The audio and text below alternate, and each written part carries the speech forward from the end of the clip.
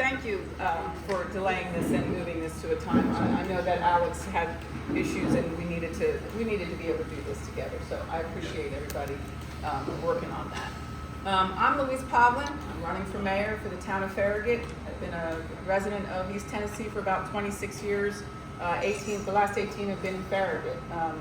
I'm following notes because that's kind of how I keep myself organized. My husband says I go off the deep end really quickly if I don't stay on script. Raised our kids in Knox County schools. Spent a lot of time volunteering in those Knox County schools. In 2013, I showed up to an NBC meeting and said, you should fix this road instead of that road. And they agreed with me. And at the end of that, Ralph McGill, a founding member of this town, asked me to take a vacancy on the NBC. That was not an easy decision. I know that when you're making decisions for a community, it's very different than when you're making a decision with your own opinion. And land use plans are important. 2016, I was appointed to take over the remainder of Ron Hopkins' position when he moved out of town. In August, I ran a contested election, won that election. Got reelected in 2020 and termed out in 2024. I currently sit on the planning commission. I wanted to talk to you guys briefly about a few things. One, the background and why we were founded, the vision for our parks and sidewalk trail system, the town center evolution, some of the efforts I spearheaded during my tenure, and the vision moving forward. So for brief background, the town was founded in 1980 because we wanted to determine our own land use, development ordinances, sign ordinances, etc. We didn't want to be part of Knox County and what they were doing. We were very unhappy. We didn't want City of Knoxville to take over, so we decided we'd want to incorporate and create our own town. We wanted to avoid Kingston Pike turning into Chapman Highway or Clinton Highway. We wanted to control our own destiny. For the most part, we knew that we would continue to grow out. We just wanted to be able to have some controls over how that happened. We were going to be limited service. We weren't going to have police. We weren't going to have schools. Rural Metro was going to take care of fire. And we were going to operate without a property tax. That is a fundamental founding value. We were going to operate without a property tax. The only way this community should ever take on a property tax is by referendum. If the citizens in this community want an amenity or a service that we cannot afford under our current funding, then they need to get together, figure out what they need, back into a tax rate, and get it on for a referendum. Because we were founded without one. That's fundamentally changing it. The only way to fundamentally change how you were founded is through a referendum. I will say, I am adamantly opposed to ever adopting a property tax. That means you pay attention to what you're building, and you pay attention to the future costs of that, because you never take on something that will push a future board to have to adopt a property tax. You act conservatively and responsibly, and think to the future when you're talking about what we're going to fund. It took about 2 years for them to adopt a full ordinance and zoning map. So they toiled a long time. It took a long time for them to get set up. Then they started looking at the future. What do we want? What do we want in the future? And one of the things that was supported by the full board was a park system, a park in each one, at least 4 parks, 1 in each quadrant, and a connected sidewalk trail system. That was a unanimous decision, and 3 founding members, 3 people that were involved in the founding of our town, Mary Ann McGill, Betty Dick, and Ron Semantle, were on that board when that was voted in. And that's how they started building. We started building with those things in mind. I would say in 2010, Ralph McGill updated our pedestrian plan, which included 3 streets. This was something that we kept building on. We've been building on this for 40 years. I will say this because I keep hearing this. I don't understand what this means when someone says, get back to a small town atmosphere. I have concerns that means we plan to not build any more sidewalks and trails in our future road projects. And if indeed that's what this intention is, that needs to be made clear for us, for a community who is invested in this sidewalk system for as long as we have. The mixed-use town center has its roots in the 1991 land use plan, which was adopted under Mayor Bob Leonard. The town center was defined in the 2001 land use plan, which was adopted under Eddie Ford. That's where the 4-story buildings came from. 4-story buildings were part of the town center plan and town center zoning district that was created in 2007. The mixed-use town center boundaries and concepts were adopted in the 2012 comprehensive plan, which was adopted and supported by 2 founding members, Ralph McGill and Betty Dick. Building a walkable community with a mixed-use town center was an intentional effort. Moving on to things that I did in 2016. One of the things that I thought was one of the hardest things that I really have to get some zoning experience and some planning experience under you to work with the residents that are impacted by development.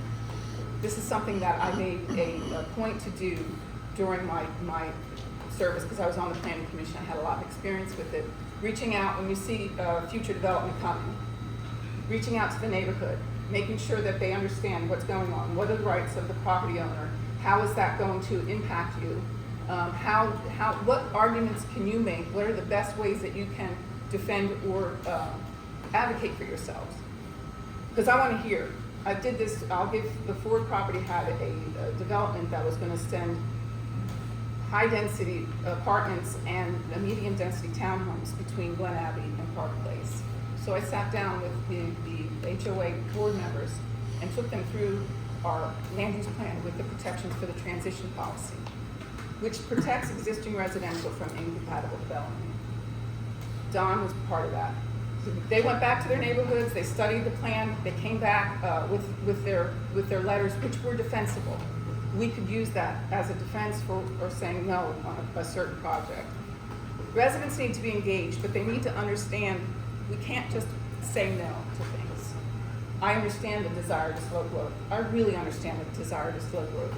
But property owners have due process rights, and we are required as a community to provide a structure through which they can exercise their rights. That doesn't mean that if they want to rezone and it doesn't meet our land use plan, we have to rezone. But we do have to give them a hearing, and we do have to give them an answer, yes or no. If a property owner wants to use their property as it's currently zoned, all that is a site plan approval. If they meet all of our rules, we can't stop them from using their property. It's like telling you can't use your property. Those rules apply. On the Eddie Ford property, I would say the back of his property is at R2. If somebody comes in, purchases that property, and they want to use it R2, we can't stop them. We can just follow what the guidelines are, what the rules are, and they can proceed with their plan.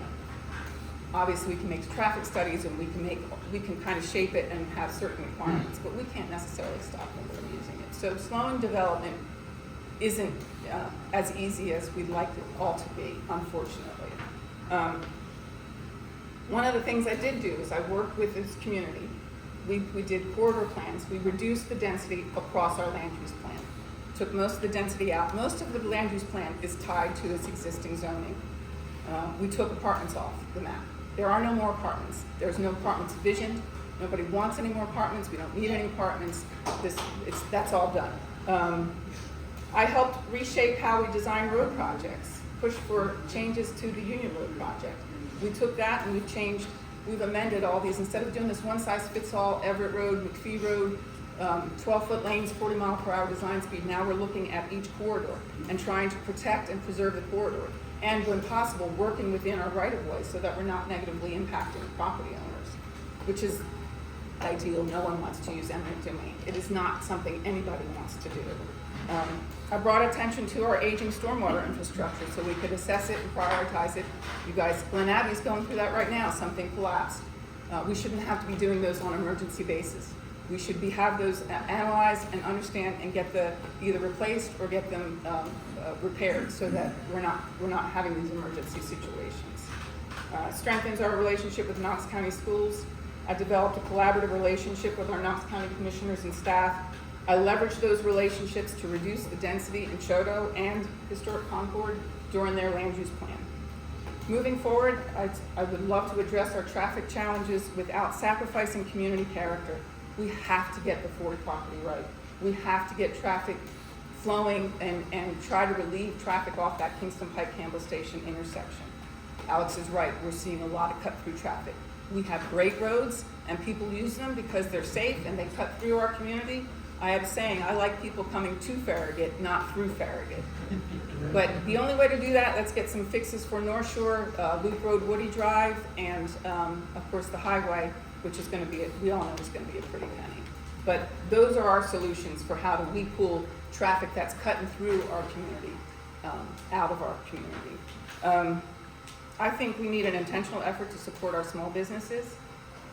We need to maintain fiscal sustainability, looking at our staffing, looking at some of these departments that are expanding and maybe kind of containing what they're doing. We need to improve communication with our residents. So often residents don't understand what's going on until it's too late. And we have not always been very, as you think with all the social media that we have, this would be easier. And it just seems to have gotten rougher. And I think we need to go back to just using signs on properties. People are passing by them. There's something on the MPC. This needs to be, we need to address it. We need to be better at this. We need a comprehensive plan. I know Joe LaCoy is talking about that. And I support that. Is it time? All right. I was almost done.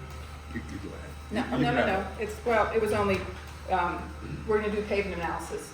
The Board of Mayor and Aldermen has invested in a machine that assesses your pavement, what it looks like. I've been complaining about this for years. I know this is a concern. Are we paving?